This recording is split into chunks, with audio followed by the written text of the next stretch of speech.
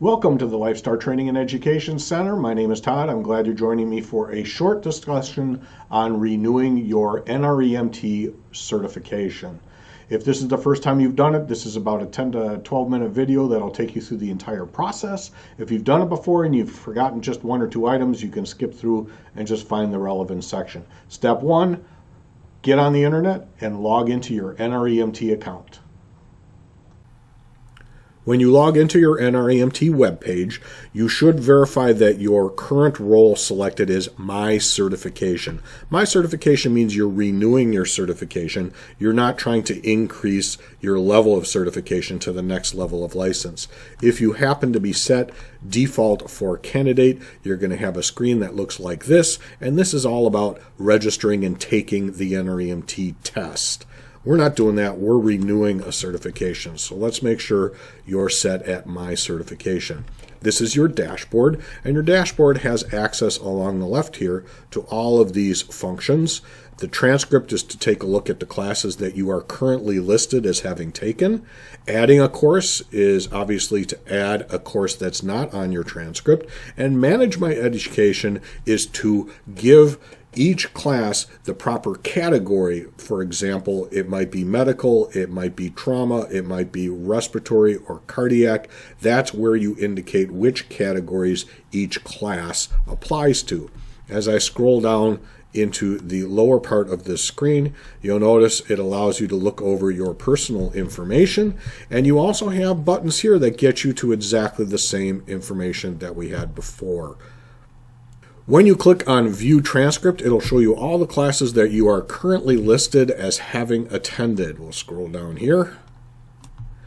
And the information on the class will include the name of the course, how many hours you're getting credit for, and then attachments are where you upload the documentation to prove that you took that class. So an example here, this is a class that I just entered. It was put in by the training officer, which at Lifestar EMS is me. It gives the location, and it also says that we have not assigned a topic area to that class. If I go further into the transcript, you'll see that there are examples that show that there are classes that are fully assigned. So this class here for the Philips RDT training on how to use the cardiac monitors, I uploaded a document that proves I attended. It was entered by the training officer. It took place in West Bend, and I have fully assigned that to an appropriate category. There are some rules at NREMT about what counts and what doesn't. For example, you can't take the same class twice. So here I'm listed as having attended on multiple occasions. I did not assign those to categories because I cannot use those classes for my recertification. Up here on the transcript, you'll notice there's a button here that says Import CAPC Courses. If you registered for a CAPC, Continuing Education approved class, and it was an organization that does it correctly, they should have given you credit using your NREMT number. So if you click on this button,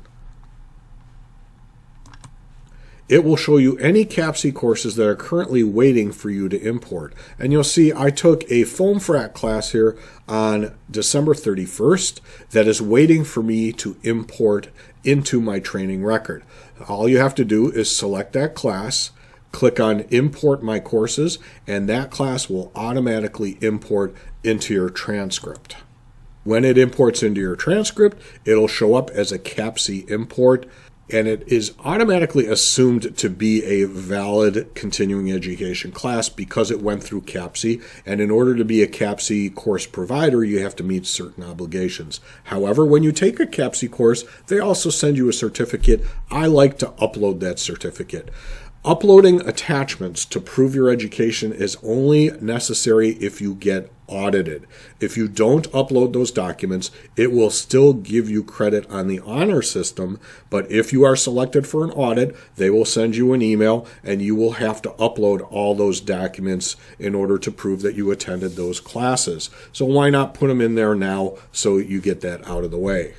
When it comes time to apply classes to topic areas, you can click on Manage My Education, and here you have all the categories that you have to be able to meet in order to get your recertification approved.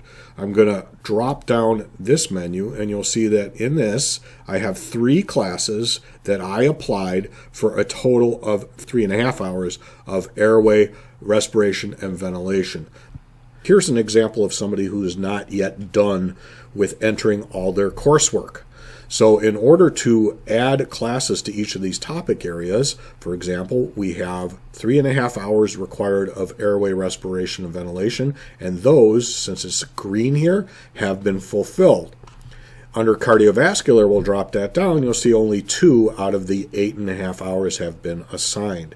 I cannot get access to assign the hours for this person. This has to be done in your account. But in your account, there should be a box right here where you can select all of the remaining classes that have not been assigned to any category. And when you click on it, you can select the number of hours for one of those classes that applies, in this case, to cardiovascular. So let's say you did a training that covered an hour of cardiovascular and an hour of operations. You could click on that class training, and you could just enter a number 1 for the 1 hour that's cardiovascular and apply it, and then it would show one of those hours is there, and there would be remaining hours that you can put in any other category. So you could apply an hour to operations.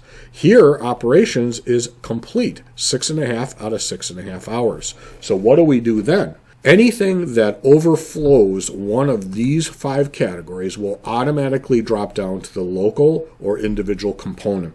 In Wisconsin, your local or state component and your individual component are exactly the same thing. It's just a big bucket that you can dump any extra education of any topic as long as it's related to EMS. Some states have requirements that you must hit specific hours in one category or another, and that's what the local or state component would be if you were in one of those states. In Wisconsin, it doesn't matter. So the local or state component is 15 hours of anything, and the individual component is another 15 hours of anything, as long as it's related to EMS. Here we are back at my dashboard, and what we're going to do is add a course. So right here I'm going to select Add a Course, and this screen is going to be the same for all of you. And the first thing you need to do is indicate what type of course it is. A continuing education course would be any class in EMS that's related that was offered by Lifestar EMS or some other agency that you are counting as continuing education. If I click on this drop down, you'll notice that you can also put in a refresher. If you took a full refresher class at the EMT, AEMT, or paramedic level, and it's a complete refresher, you can enter that refresher class, and it will cover all the topics necessary for your recertification. You can also select a standardized course. I'm going to select that for a moment, and you'll see here under course name that these are all standardized courses. So any of your BLS, ACLS, and PALS will count. These are all standardized courses. They're standardized because the content of those classes are determined by the agency that approves their certifications, and so they know what's in that class. And we can continue scrolling down, and you'll see there is quite a bit of stuff in there, including CEVO, which is a class you're required to do for Lifestar. So don't forget to count your CEVO class in there. All your FEMA classes are also in there. So you can select any of these standardized courses. Don't forget to count them. You had to do it. You might as well get credit. Under college courses, the requirement for college courses is it has to be related to EMS, and they tell you right there. There's your warning: anatomy, physiology, biology, chemistry, pharmacology, psychology. These are all classes that they would allow you to apply if you took them in college. Once you select a continuing education course, you need to put in your name of the class. We'll call this Trauma for EMS. And then you have to indicate who approved the class. It's not a state-approved class, and we're not CAPC approved here, and so you need to select Other and indicate how this class was approved. Is this being offered by UW Continuing Education? Is this being offered by another agency? Or is this a LifeStar class where you could put LifeStar's name in there, and then the date of your class and how many hours was the class. This is a 2.5 hour class. Did you teach it? Nope. Was there an instructor present? Yes. If there was an instructor present, it's going to ask you in a little bit. The upload attachments is where you will put any certificates, or at LifeStar we keep a training record which I can email to you. We update that record annually, so we store it by the year. We have 2020 and 2021 training in there, and we can send you that document if you need it. And then it wants to know where the class was offered, what city it was in. We were in West Bend for this one. Who was the instructor? And what is the description of the class? A review of trauma and when to use helicopters. And who was the sponsor of the class? Here we can repeat: LifeStar Emergency Medical Services. And then you can save and go to your transcript. And here's the class, Trauma for EMS. I entered it. I don't have an attachment yet to prove that I attended. It shows that I entered it manually, and it is unassigned to a topic area. Let's assign it. It's a trauma class. Let's give it an assignment, so we're going to click on that. And this is how I would assign the topic areas to the class that I just entered. For me, it's showing up every category green because I have 100% fulfilled each one of these areas. But you would go in, and let's say we talked about trauma in this class for 2 hours, and we talked about helicopter landing zones for a half hour. That's when you would go in and you would put a 2 there, and you would click on Assign. And here you would do 0.5 and click on Assign. So you can split classes between categories. If I were to click on Assign, it's going to give me a message saying, hey, you needed 3, you have 3, you don't need any more hours there. And so it gives me the, oops, you're attempting to add more hours than can be assigned. Once you've entered all of your continuing education and all of your categories have turned green to show that you've met the requirements, then you can submit your application by clicking on this button. You'll have to enter some more information. I believe they make you take a survey as well, and then you pay your fee. Once you've done all that, your training officer has to approve your skills. If you're an EMT, I can approve your skills. Or if you're a member of more than one agency and you're affiliated with those other agencies through NREMT, any training officer can approve your skills. If you're AEMT or above, I have to approve your training record, and then it goes to our medical director, and she will have to approve your skills.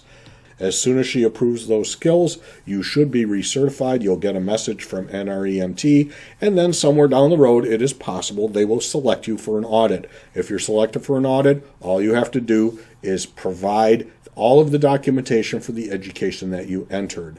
You have my contact information. Please reach out if you need any assistance, and please, please, please do not wait until the last minute. Give me the most amount of time possible to help you if you need that help. Thank you very much for watching this video. I hope it is a smooth recertification for you.